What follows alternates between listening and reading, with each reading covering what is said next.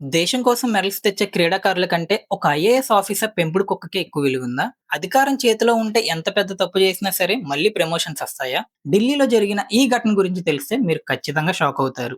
Friends, ఈ story కరెక్ట్‌గా 2, 3 ఏళ్ల క్రితం ఢిల్లీలో త్యాగరాజ్ స్టేడియంలో అయితే జరిగింది. మన దేశం తరపున మెడల్స్ సాధించాలని చాలా మంది అథ్లెట్స్ అయితే ఈ స్టేడియంలో ప్రాక్టీస్ చేస్తూ ఉంటారు. ఉదయం పూట ఎండ ఎక్కువగా ఉండడం వల్ల వాళ్ళు సాయంత్రం సమయంలో రన్నింగ్, ఎక్సర్‌సైజ్ లాంటివైతే చేసేవాళ్ళు.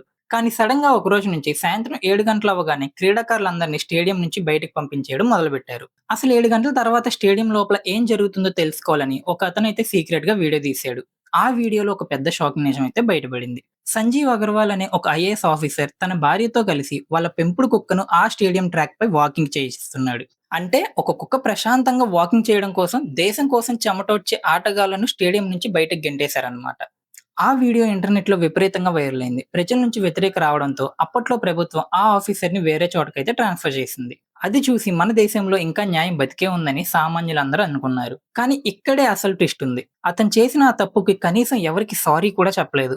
పైగా ఇప్పుడు అతన్ని మళ్ళీ వెనక్కి పిలిచి ఢిల్లీలోని ఎంసీడీ కమిషనర్‌గా ఇంకా పెద్ద పదవినిచ్చిందయితే ప్రభుత్వం. పవర్ ఉంటే సామాన్యులను ఎలా అయినా ఆడుకోవచ్చని ఈ ఇన్సిడెంట్‌ని చూస్తే అర్థమవుతుంది.